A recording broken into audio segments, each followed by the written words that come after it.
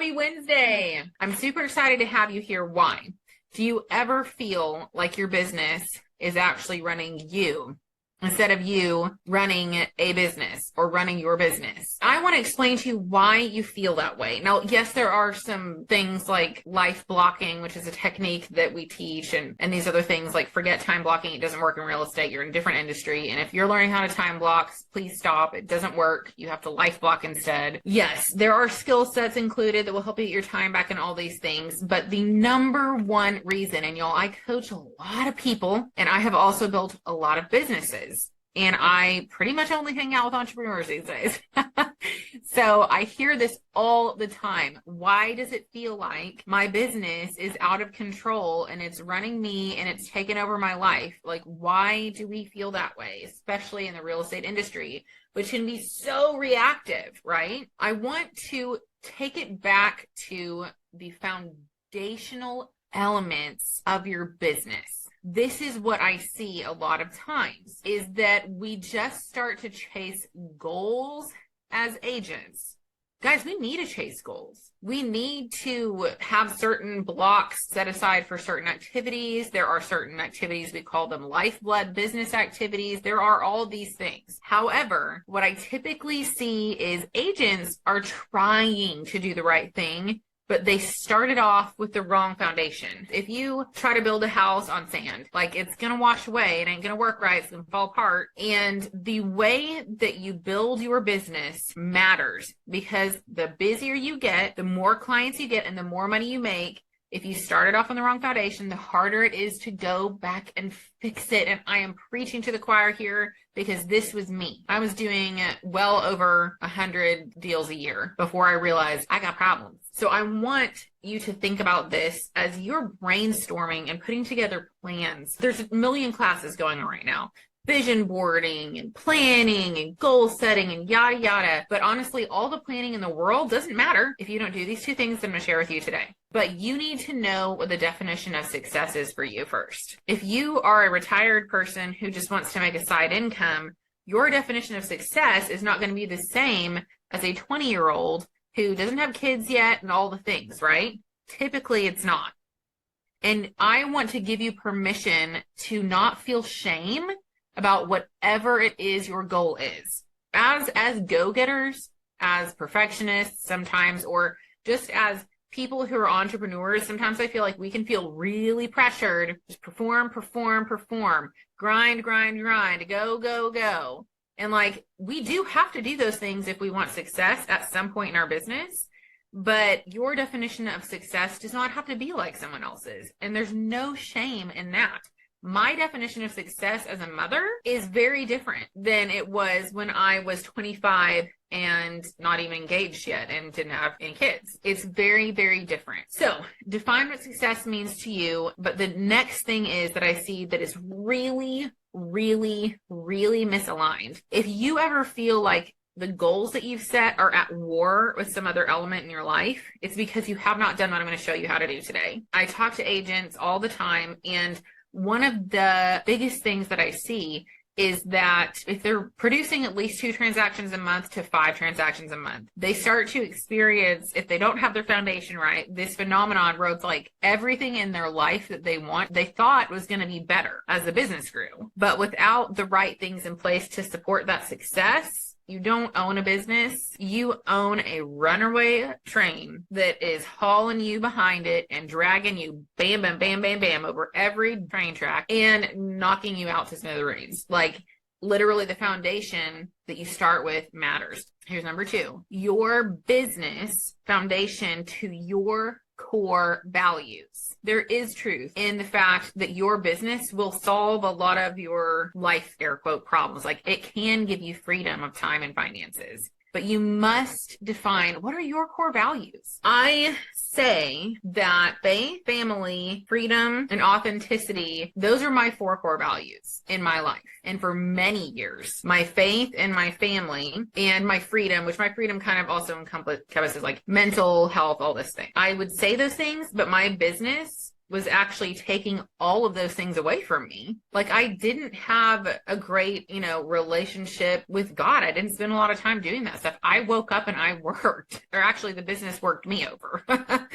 Whoopsie, I didn't build the right processes and systems or have the right people in place to help me. And I didn't get to spend time with my family. Like my experience with motherhood, it was really hard because I didn't have a single day off, after having my baby. And I had problems. I had serious problems with my business taking over my life. It came to this point where I was doing well over 100 transactions a year. And I just realized, whoops, I say all of this stuff with my words and I want this with my heart to like have a social life and have friends and be with my family and be at peace and at rest. And I did not build a business with the right mindset, the correct skill set, or really the tool set either. Like I had accidentally built a business on the wrong foundation. And so what you need to do is after you define what success looks like, you need to write down your core values.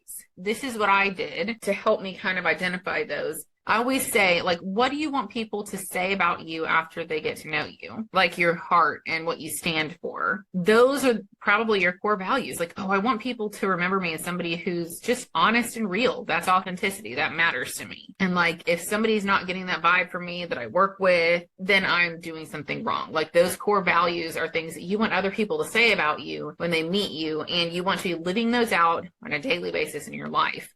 And if your business is missing something that's taking you away from those things, you have to do something drastic to get your life back and still push your business forward. So I would encourage you to do this exercise where you write down your top 2 to 4 core values. And before the end of the year, take a look and ask yourself, is my business supporting these? Is it competing with these? Is it taking away from these? Now, I'm not telling you to not have big goals. There are times in your life where you need to have these push seasons where you're not going to have perfect balance. If you've just been spinning your wheels, trying to learn how to be successful in this business, and it's been a minute, you can't do the same thing in 2024. You're going to stay where you're at. Like you have got to do something more drastic. Plug into the coaching at JFarm more. Whatever it takes, you've got to do something different, and you've got to have a plan and tie it to your values. Now, if you are already pretty successful, especially once you hit 2+ transactions a month, you're getting pretty busy if you don't have systems in place. Is your business taking over those core values in your life? Like it's time to check. If not, you've got to get better systems in place. You've got to take control back of your business because it's running you. You're not running it. A telltale sign. If you cannot step away from your business for more than a day or two, and all hell breaks loose, we're not quite where we need to be yet. Now, for those of you who are newer, don't be discouraged. Okay, I do a lot of high-level training. In the beginning, it is pretty much you pushing the wheel forward, but there's probably some tools like a CRM, and TCs and things like that that you can use so that you can be pouring yourself into your strengths and really moving the business forward more. But we've got to do something different in 2024. If we really want to do this. Here's something that I see all the time with a lot of agents too. For 2024, get a really clear vision of what success looks like and tie those to your core values. Write them down. Do like a self-intake. And here's another thing that I want to encourage you to avoid in 2024. I see agents all the time. They're like, it's 2024. I'm going to implement all these new things. And just close your eyes for a second. I'll close my eyes with you. It's kind of weird. We're not meditating or anything, but because I want you to get this visual. Agents are always saying, what can I add to my calendar? What can I do more?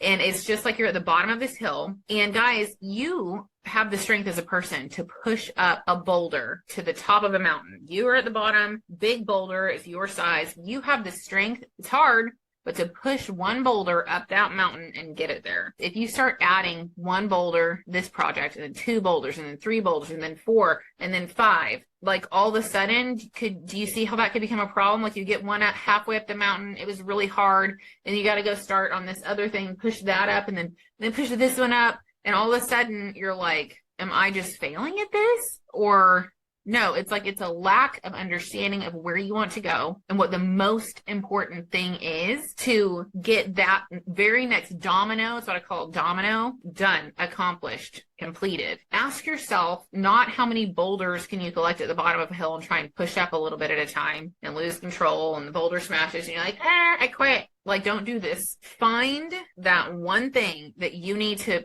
push up the hill to accomplish your next level first and focus on it and be consistent. It will be easier to identify what that thing is if you know where you want to go, define success, and you tie it to a core value. I'm going to give you some examples. If you need more time back, if you're really, really busy, you need to systematize. If you are just trying to get people in the door, then maybe your boulder that you push up that hill in 2024 is you need to get out of your house, okay, and either get online shooting video content consistently, okay? It takes like 90 days at least to see really good results from that. Doing open houses, phone calls, whatever. Everyone can identify something different, but define what success is, get a plan that's based around your core values, and identify the one thing that you really need to move forward and actually finish it, accomplish it, get it to the top, get that boulder to the top of the mountain, okay? Which won't be easy. You're going to break a sweat, but don't try and do everything at one time. That is what I'd love for you to contemplate, and maybe ask yourself this question last but not least. Define success, define your core values, decide the big domino. But maybe it's not adding something to your plate.